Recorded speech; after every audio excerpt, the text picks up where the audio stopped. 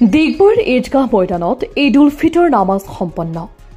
ৰাজ্যৰ বিভিন্ন প্ৰান্তৰ সমান্তৰালকৈ ডিগবৈৰ ইছলাম ধৰ্মাৱলম্বী লোকসকলে ঈদগাহ ময়দানত পালন কৰিছে ঈদ উল ফিতৰ।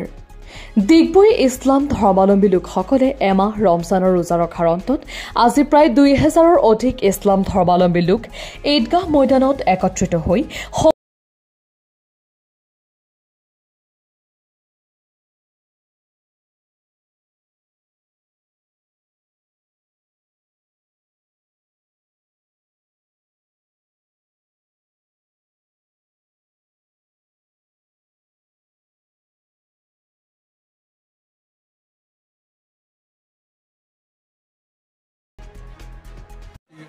সুন্দৰ ফৰকাল বতৰত শতবৰ্ষ গৰকীও ৭ বছৰ অতিক্ৰম কৰা ডিগবৈ এই পবিত্ৰ ঈদগাহত আজি আমি সকলো ডিগবৈবাসী তথা ইয়াৰ পাৰ্শ্বৱৰ্তী অঞ্চলৰ মুছলিম ৰাইজ একেলগে সমবেত হৈ আমি 2 ৰাকাত ঈদৰ নামাজ আমি আদায় কৰিলোঁ।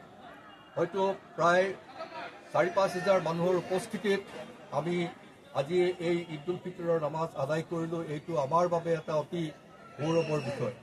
আজি আমি এই মঞ্চৰ পৰাই এই পবিত্ৰ ঈদগাহৰ পৰাই কবৰস্থান আৰু ঈদগাহ হেফাজত সমিতিৰ হয় সদৌ ডিগবৈবাসী ৰাইজক ঈদ উল ফিতৰৰ শুভেচ্ছা তথা ঈদ মুবাৰক জনাইছোঁ। আমাৰ যি এক ঐতিহাসিক আমাৰ সম্প্ৰীতিৰ যিডাল এনাজৰী, যিটো সম্প্ৰীতিৰ যিটো ভেটি, যি ভেটি মহাপুৰুষ শংকৰদেৱ, মহাপুৰুষ মাধৱদেৱ আৰু আজান পীৰ চাহেবে অসমত গঢ় দি গ'ল, সেই সম্প্ৰীতিৰ এনাজৰীডাল যাতে আৰু সুদৃঢ় হয় তাৰ বাবে আজি আমি আল্লাহ তাআলাৰ ওচৰত দোৱা কৰি আমাৰ ডিগবৈ সমাজ জীৱনলৈ যাতে শান্তি, সম্প্ৰীতি আৰু ভাতৃত্ববোধ জাগি উঠে তাৰ বাবে আমি আল্লাহ তাআলাৰ ওচৰত আজি 2 ৰাকাত নামাজৰ অন্তত আমি দোৱা কৰিছোঁ আৰু আশা ৰাখিছোঁ এই দোৱাই আমাৰ ডিগবৈ সমাজ জীৱনলৈ শান্তি আৰু সম্প্ৰীতিৰ বাৰ্তা কঢ়িয়াই ল'ব। গতিকে আজিৰ এই নামাজ আদায় কৰাত, এই নামাজ আমি ইয়াত অনুষ্ঠিত কৰাত আমাক যিসকলে আমি নাম উল্লেখ নকৰোঁ প্ৰত্যক্ষ বা পৰোক্ষভাৱে সহায় সহযোগিতা আগবঢ়ালে আমি সেই সকলোৰে ওচৰত কবৰস্থান আৰু ঈদগাহ হেফাজত সমিতি চিৰকৃতজ্ঞ আৰু আজি এই আপাহতে এই মঞ্চৰ পৰাই সেই সকলোকে আমি আন্তৰিক ধন্যবাদ আৰু কৃতজ্ঞতা জ্ঞাপন কৰিম।